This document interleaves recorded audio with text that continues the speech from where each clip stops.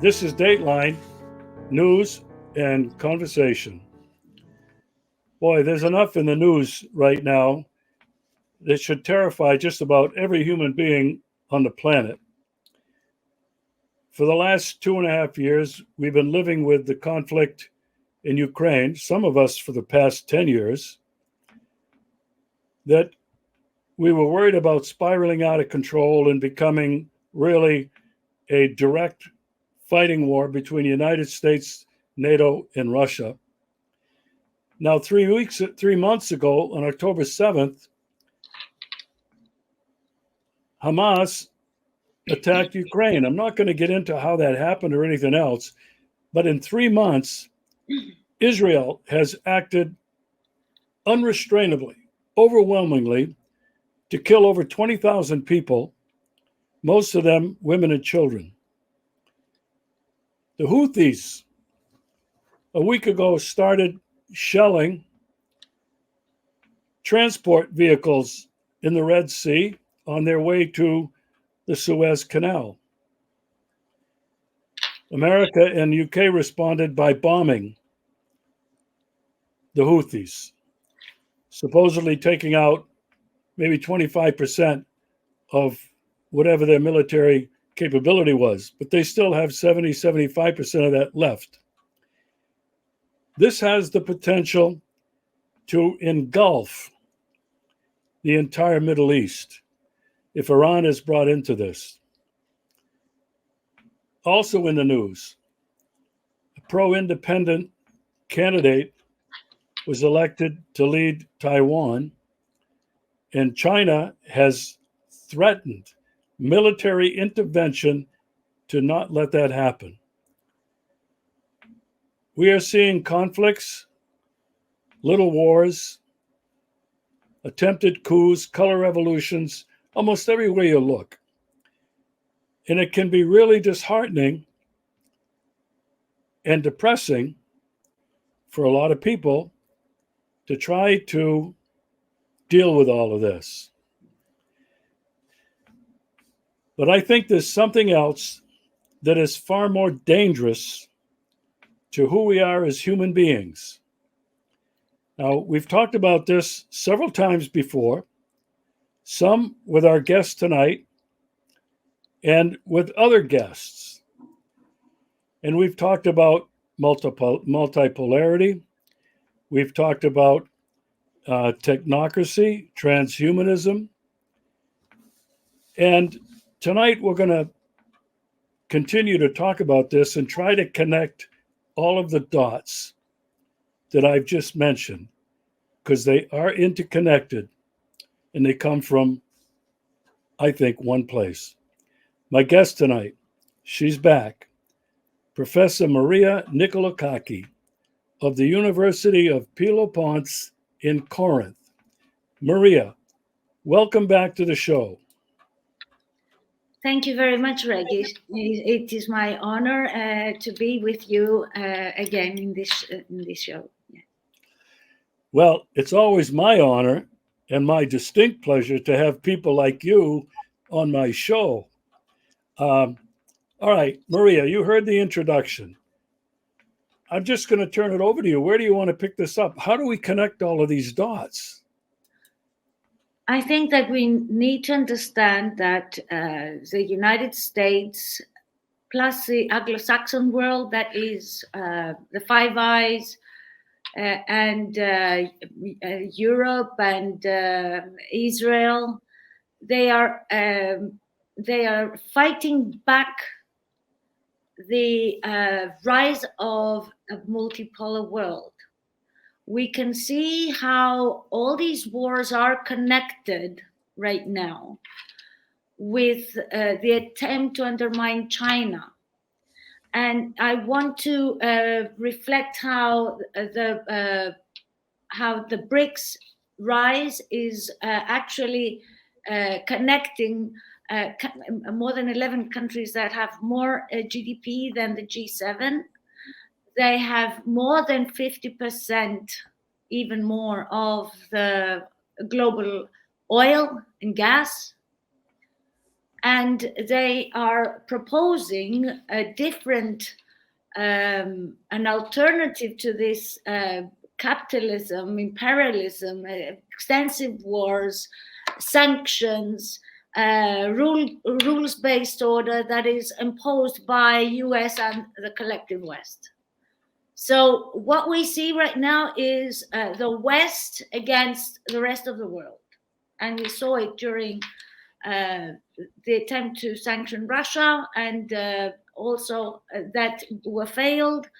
And also about, we see how every attempt they do to undermine the rise of BRICS and a multipolar world has been failing dramatically. Now we must see what they're trying to do in order to get the big picture. What they're trying to do is to stop and provoke and even come to a World War III. And I'm opening here a parenthesis, that might even be a nuclear war, especially since most of the deposits of NATO have been used and destroyed in Ukraine. Now, they want to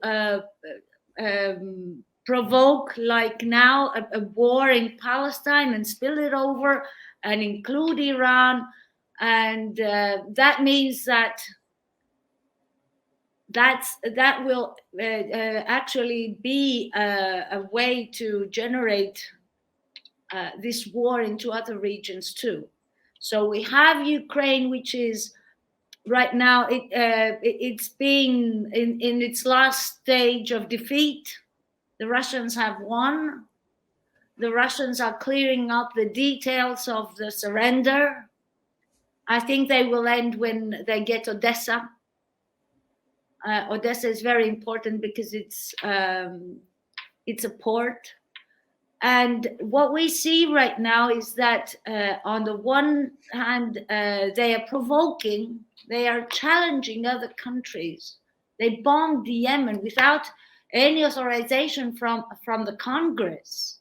Now that is a contempt to any American, because that could lead to a generalized war that would not have even passed the Congress, would not have gone through voting.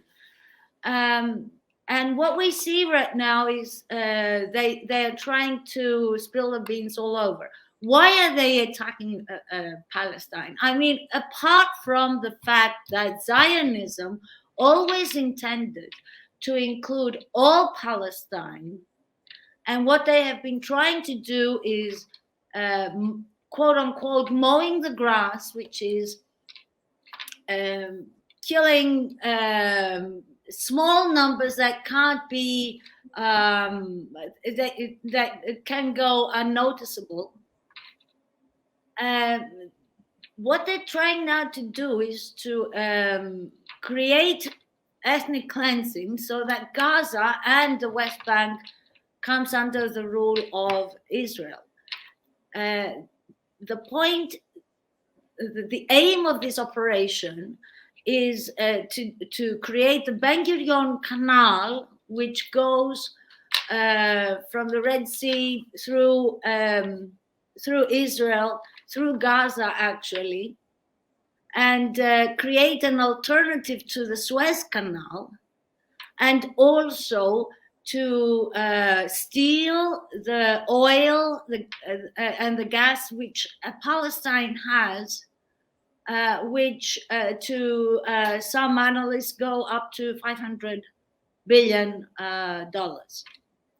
So there are two more generalized aims here. And the third aim is to create an alternative route for the BRICS, for the Belt and Road Initiative, through India to Saudi Arabia to Israel. And that was presented at September in the United Nations General Assembly. where Netanyahu presented a map of the new Middle East where Palestine did not exist. So everyone was informed what was coming. They can't act like surprised.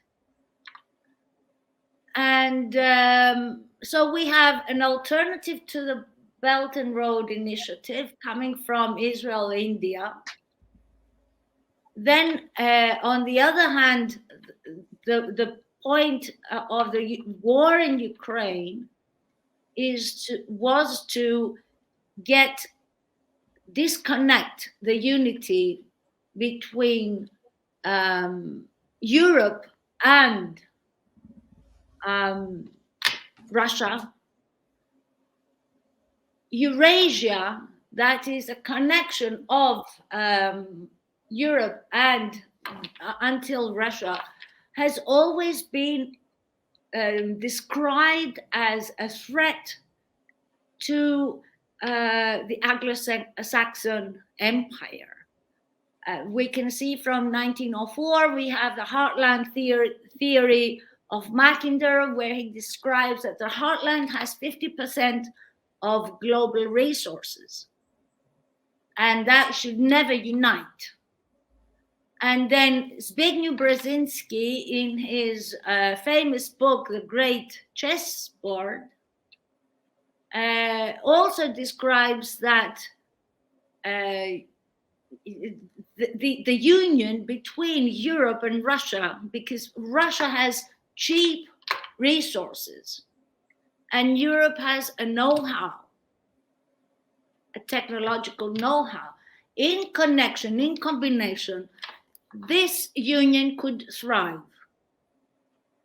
Now, also on the next stage, we have the Taiwan crisis, and people are also very much confused. Taiwan is part of China.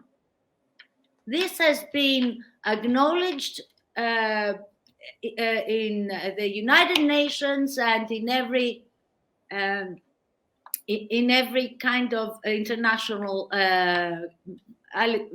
conferences. What they are trying to do, again, it's not about Taiwan per se. They will make Taiwan another sacrificial lamb like they did Ukraine. There's no way that China would allow a part of her land, it's two states, it's two political status different, China and Taiwan. China respects what Taiwan is doing, but there is, as long as it is recognized as part of China.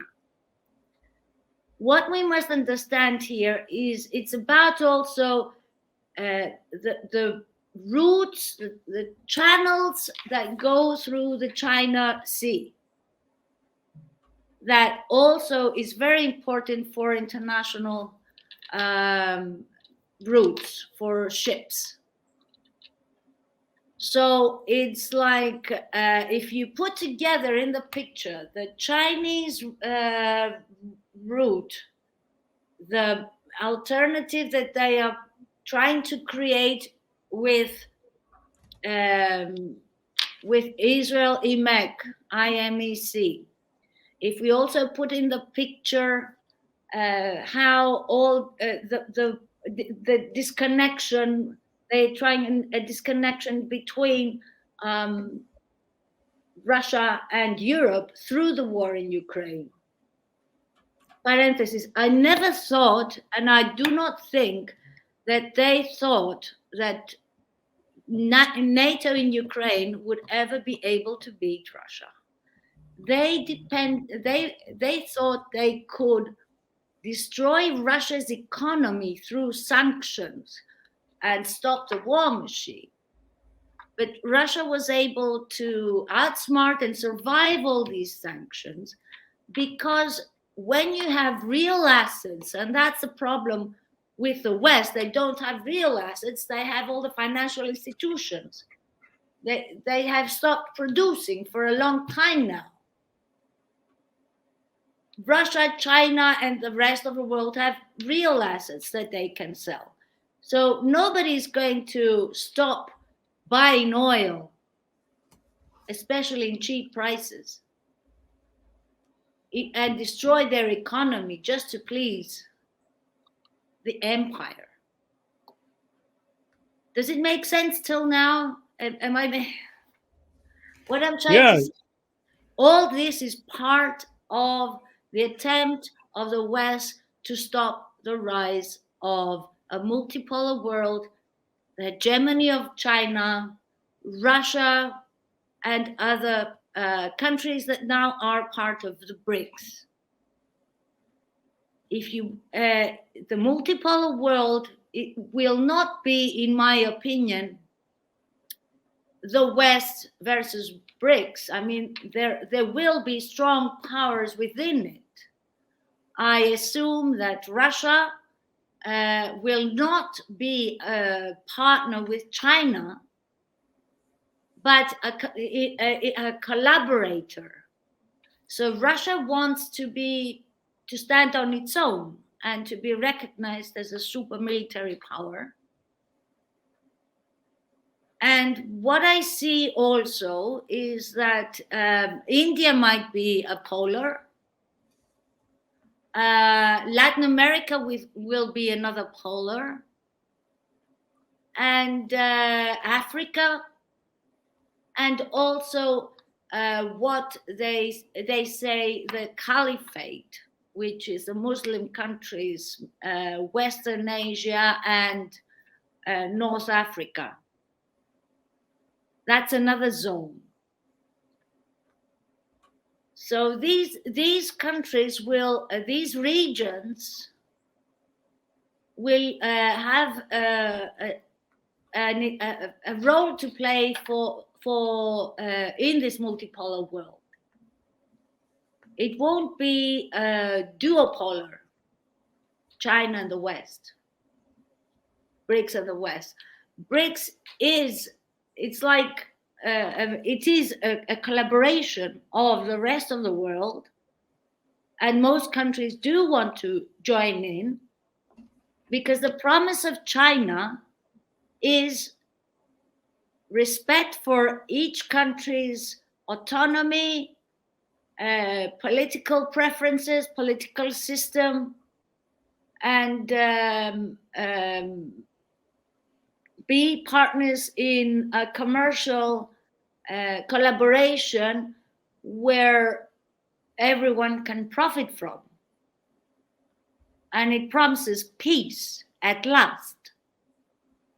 While USA cannot do that, because the only industry that it has left is the military industrial complex and the Silicon Valley. And what they are telling Americans is that the war in Ukraine has to be kept on, and the Biden administration needs to be given 65 billion again, because this money goes back to the military industrial complex that creates jobs, because that's the only thing that they can produce. It's a war machine. And I feel sorry for for Americans who deserve better than being in this situation where their existence depends on other nations being killed. Well, I agree with you on all of that, Maria, obviously. We've been talking about how the empire, led by the United States, the Anglo-American Empire, has been using war and conflict all over the world to oppose this new multipolar world that's emerging. But now I want to shift gears, if I can. Those people who are behind all of this, you and I both know it is not Joseph Biden, It is not Anthony Blinken. It is not, what's his name, Jake Sullivan or Kirby. They are just puppets. And I'm sure we agree on that. But let's talk, if we can, in generalities. The opposition, those who are really opposing the downfall of their power, their empire, they can see it. They have to be terrified by it. They're using wars, chaos, color revolutions, political assassinations, meddling in other people's elections and affairs. But they're also using something else that's not understood well enough and not understood and realized how dangerous it is. Let's talk about the use of technology. I mentioned in my introduction, I saw this movie about robots, and it really frightened me how advanced they are in the use of artificial intelligence on the battleground for military operations, but also in terms of how someday technology, artificial intelligence could replace humans. It's already doing it. Manufacturing using robots that have displaced millions of jobs around the world. The thing that really troubled me, and I'm going to let you pick it up from there, is that in creating this artificial intelligence, which is going to be faster and smarter than humans can process right now, there needs to be a balance between using this technology for the good of mankind and how it could be used against us. This is what I think we have to be fearful of. One other thing, in terms of all of this technology and how I think it's leading to transhumanism, destroying all of our humanity, everything that makes us human, is that I don't believe there's any way that artificial intelligence can ever feel things like love or empathy. I don't think artificial intelligence can be programmed or developed to act morally or ethically according to values. Now I'm going to throw it over to you, Maria. That's a big subject, but I think people have to wake up and wake up in a hurry to realize that it isn't just the wars that they're using against us, it's technology and development. Let's talk about that. Yes, technology in the wrong hands can be a cause to destroy humanity, and that's what they really want to do. They have not stopped saying it. They want to turn humans into cyborgs. What Klaus Schwab called the fourth industrial revolution is cyborgism. It's about post-humanism, since what he says is the fourth industrial revolution is the connection between the digital, the physical, and the biological human. Now, since when technology, and digital technology especially, has ever been part of the human mind and body? What they want to do is to control us so we won't go against them, since really we are living in a class war, a global class war, where they want to eradicate the middle class. They want to go back to feudalism, and they want only the plebs and the rulers. I think we must understand that at this stage, what they can do is to commodify humans and nature. They have nothing else left. They have to privatize, which is to own. So they are thinking of making humans into a cattle, to have ownership over us. And in order to have ownership over us, they want to change our bodies, to change our DNA so they can claim private rights, ownership rights through patents. They want to stop us being thinking beings, and they want us to be just controlled. I'm telling my students, the minute that you insert technology into your body, then the owner of that technology owns you too. They have the control button. So what they want to do is to be able to make us traceable, put us in the Internet of Bodies. Now we have the Internet of Things, Internet of Bodies, and the Internet of Bio-Nanothings, which means that through each injection that they put in us, they can insert nanobots that can be controllable. We must understand that the race is till to 2030, according to a publication from Bloomsbury. The one who reaches the race in AI development by 2030 will be the one who will be the leader till 2100.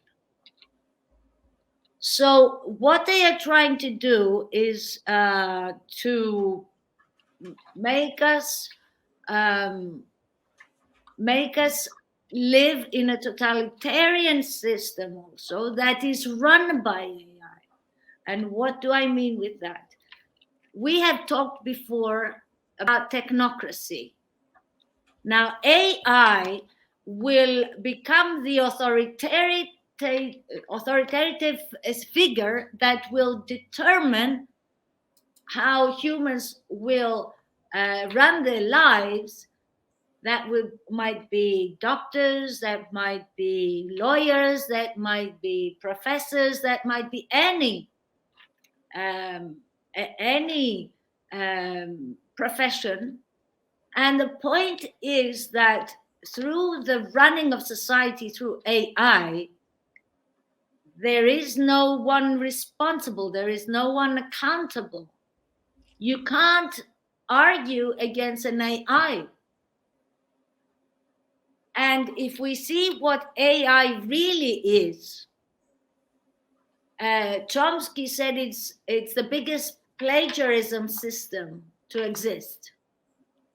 It can never, ever have the level of intelligence of a human.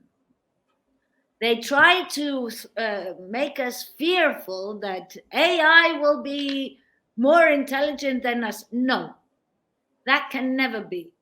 We have a soul, and a soul is a compass to how to register knowledge. They can't even think about what a soul is. They're thinking that maybe if they think that maybe if we put our mind to a cloud, then they can produce all the experiences of a human, and maybe that way they can create an analogy of a human brain. Really, these scientists, they are off the hook completely, because a human is made of 3 different parts. the mind, the soul, and the body. Since they cannot create a soul because that is given by God, then everything else is only a failed attempt. What I am saying also is that AI and robots could actually be a good thing if the means of the ownership of these things are controlled by society. In society, we live in a democracy, and we can decide how to distribute jobs and how to distribute resources, and it could lead to the potential where there won't be exploitation of man by man, which has never been able to be done in history. But in the hands of these psychopathic ruling elites, it is its cause is to destroy us humans, create another bubble of bubble with EL, a tower of hegemony that they will try to reach the creator. That you must understand that behind all their plans is an attempt to replace, quote unquote, God, and create a new religion and create a new kind of establishment where the worship of God is not even thought of. And Maria, if I just want one sentence. AI is supposed to be there to control us and to make humans be estranged from their soul. I think that that's not going to happen. you It must know, be positive. We cannot. I don't want people to get into the fear mechanism, like we're all gonna die. We saw what it did to people in the COVID area, where because everyone was going to die, they went on and took the injection. So now we need to stay firm, understand that this is not the end of times. This is just another challenge. They will fail because no robot or AI can even come close to the ability of human brain and human compassion and human empathy. And it's a failed attempt that has been they have put in our minds through all those Hollywood movies, where I mean, it's always a destruction. It's always they put us in a fear mode so that we won't resist to their plans. So I think we need to approach it in a different way, much more positive. They tried to give Sophia, the first robot, they gave her citizenship in Saudi Arabia, and they said they made her a very pleasant robot, but because she doesn't have a soul, at the end she wanted to kill them all, so they had to dismantle her. Do you know what I mean? If they had robot warriors, they wouldn't be failing in every field of the war right now. Do you know what I mean? It's something that they have in mind, but it doesn't mean that they can do it. Sorry for cutting you. no, you mentioned they're really trying to replace God, the traditional God, with artificial intelligence. And, you know, in a biblical context, this was the war, the fight of good against evil, fallen angels and Satan against God and humans.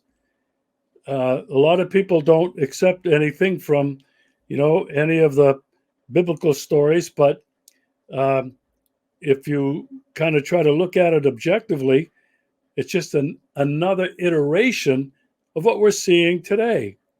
Now, Maria, I want to talk about how they're doing this, because this is the thing that a lot of people don't understand and they can't connect. We already have digital currencies, and many countries, including Russia, have developed the framework for digital currencies, which is going to mean you're not going to have any paper or metal currency. Everything will be on your card, digital. They can already turn off your bank account. They can annex your bank. They can do that already. They're doing it all over the place. In addition to that, countries around the world have been implementing digital IQs, digital recognition technology. They have all the information they want about all of us. They have it already. It's just metadata. But if they wanted to, they could search right down to little old Regis Tremblay and Maria Nikolakaki and know everything you've done and everywhere you've been because you've had your phone. And your phone is a GPS, whether you turn it on or not. Your credit card, your phone, if you use it in transactions. Everything you say has been gathered up. Everything. Edward Snowden tried to warn people about this. The other thing, when you talk about totalitarian and total control, the Chinese have implemented all of this. Facial recognition, digital currencies, and they have their social credit system. There are some people who think this is a good thing. And they would say that if you're obedient and you follow the laws of your society, no problem. If you break the laws, break the rules, they can take away money. They can take away privileges to travel. They can take away privileges to involve yourself in education. This is a totalitarian system, lock, stock, and barrel right now, in my opinion, in China. And the people there say they love it. Well, this is terrifying to me and anybody in the West who realizes what this social credit system is. It's actually complete control of our lives, taking away our independence, taking away our free will, taking away our individual sovereignty. I'd like your opinion now. And also the internet, the internet of everything. Somebody has described it as we are in an open air internet prison globally because we're so involved in it. It's so taken over our lives. What are your thoughts on what I've just been saying about the different tools or methods that they're presenting to us as good, going to improve your life, but actually are going to enslave us? I think we need to have it understand there is a difference on how the West, the Anglo-Saxon world, is using the technology and how the rest of the world is using it. So I don't think that what applies to the cabal of the West, which is the Crown and the City of London and the Vatican, all together, that doesn't mean that the other countries will go the same way. I think we need to. I was in China in November 2 weeks, and I had the best time of my life. I mean, beautiful people and very eloquent culture and very high level of academics, and the students were just adorable. They did not they loved their system because they know that it's there to protect them. And if that system wasn't there, China would have already felt color revolutions and other things like that. And so it depends on who's doing it, for what reason, under what pretext. I think we also must understand that CBDC is not the same that will be in the West as in the rest of the world. Now, the West wants to continue its fiction capital, to use nothing to back up its dollar, while the rest of the world is going back to gold, oil, and other resources to back a currency. I think that also a social credit system in some ways also exists in the West. Like if you haven't paid your parking ticket or something, like if you haven't paid your dose of your loan, then they can shut you out of the house and take you home, or take the money out of your bank account. So I think that, again, we need to understand it's not the same in the West. Like we had vaccinations. It's only the West that had mRNA, gene editing vaccines. Why? Why didn't the rest of the world follow? Why did all the West agree? They say they are trying now to pass a WHO treaty, and I hope again, like the last time, that the African countries denied to take part in it. And I want to see Russia and China not taking part in it, although WHO says that whoever does not take part will have will pay sanctions for it. Now, what sanctions can WHO put? We must remember Georgieva from IMF saying that vaccine policy is economic policy. So what I'm trying to say is that not all countries are aboard on the agenda that the West, WEF, WHO want to impose on the rest of the world. And it will be a struggle. UN has collaborated since 2019 with WEF to push the 2030 agenda for sustainable development. That means that here we have WEF telling the United Nations what they should do. So it may be a bit confusing, but the goal of the West is different than the goal of the rest.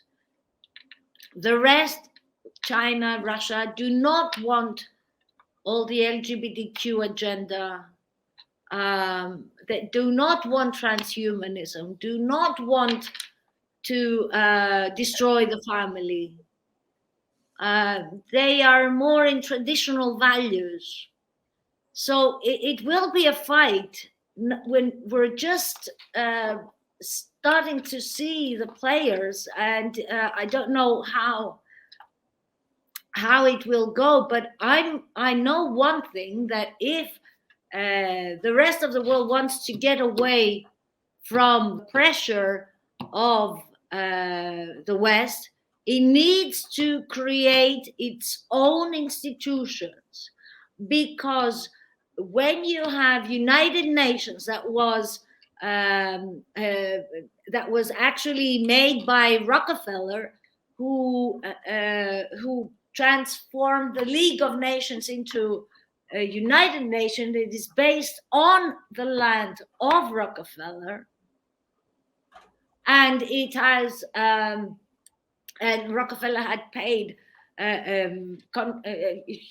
contributions for its start, at least. When you have the IMF, the World Bank, all these institutions that are supportive of United States empire, actually, it's the only thing that the empire has left, because everything else has been taken away or destroyed. It's not the financial capital, it's not the industrial capital, it's not the best army in the world. It's what does it have? It won't have the petrodollar, won't be the global currency. And so what does it have? It has all these global institutions that to control the other nations. Now, if they can go depart from that and go into another system, then maybe they can liberate the whole world. And that's the hope of the BRICS plus 14 nations plus another 50 or 100. Who knows? Russia has the chairmanship of the BRICS this year. They'll have their meeting in Kazan in October. And I think we can expect more and more nations to sign up, because they're all realizing that if they stick with the West, they've lost their sovereignty, they've lost their independence, they've lost their right of self-determination, and they've lost any hope of mutually assured development, which is what the BRICS is proposing. So, Maria, I would like to say that I wish at some point that Greece could be able to join Russia in a coalition, because we have so many things in common. We have many things in history. We have many things in religion. We have in culture. And I think that also Greece was always part of the East, never part of the West. And its only salvation could and would be if it joins BRICS and especially collaborates with Russia on this. Yeah, I agree with you. I'm living here in Crimea, and the Greeks settled here in Crimea in the 6th and 7th century BC. And Yes. And they were here through all of these generations, all of these centuries. And today, Russia not only shares so many of those cultural and historical values, but religion, the orthodoxy. And I've been fortunate enough to been exposed to all of this and realize it. And so I agree with you that I think if any other country I don't think any other country is closer than Greece is to Russia and Russia is to Greece. Yes. It's really disconcerting the direction that Greece is going in terms of Russia and the BRICS. So I share your hope. They took away, because the Greek Revolution was instigated by Russia, and then they took away Greece from the arms of Russia because they didn't want Russia to come down to the Mediterranean, and by a loan, an English loan. So Greece actually has been victimized for being close to Russia, for being Orthodox, for being for having historical relations. Yeah, I agree. I want to end on this note. because I think this is what a lot of people really don't understand. You mentioned it, and you mentioned it just really in passing. I want to emphasize it. This is a class war. It's a war between those that have it all and those that don't. Neo serfdom. Uh, it's neo medieval serfdom, is what these globalists, and you mentioned the Crown, the City of London, and the Vatican. The World Economic Forum has not been secret in what the plan is. Klaus Schwab talks about it. He wrote about it in his book that you will have nothing and you will be happy. And you will eat insects and like them. This is the whole depopulation agenda. Yes, I They, mean, we they should want do to, another also interview, because it's tons of loads of information that we can um, develop for the people to understand more what's going on behind all what they hear in the news, because many people don't have the time to connect the dots, and I think we could help them understand what the reality of the stage. I couldn't agree with you more. I have a very close friend who says, why are you always talking about the same things? And I say, we have to use the same tools that they use. Exactly. And they call it propaganda, they call it advertising. But the way it works is you keep telling it over and over and over again, and in a slightly different way, connecting, as we keep saying, the dots. And Maria, I know you agree with me. For most people, I don't believe, are capable. I don't believe they dare to really connect all the dots because it's so frightening to their way of life, to their security, to their acceptance in their social circles. I think a lot of us that have already experienced that. So I agree with you. And this is why I love to have you back on the show, because I think you bring a different perspective, a very credible perspective, because this is your profession. And if we don't find different ways and different people of talking about these things, emphasizing different aspects of what's really happening. I mean, you just talked about the IMF, the World Economic Forum, the WHO. If this continues in this direction, these organizations will completely control our lives. And this is the epic battle for the future of humanity. Yes, I think that we need to start connecting the dots, and then connecting with each other. And I want to really emphasize again, these plans by these psychopaths are really not going to work, and humanity will not commit suicide. So be brave, learn, and come together with other people to change this. And we can, in connection and community, we can do a lot to stop all these plans. Otherwise, it's either slavery or death. And Catherine Austin Fitch said something that I always keep in my mind. There are worse things than death. And living as a slave is one of them. So Yeah.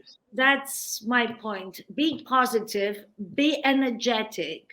Do not allow all these scenarios, fantasy, Hollywood, and all that get to your mind and make you afraid, because that's what they want to do. They want you afraid. If you are afraid, then they can control you, they can gaslight you, They can have their way, but if you stand firm and strong and believe in the divine project, and that we have God on our side, then you can be more powerful and you can actually be more effective in this class struggle.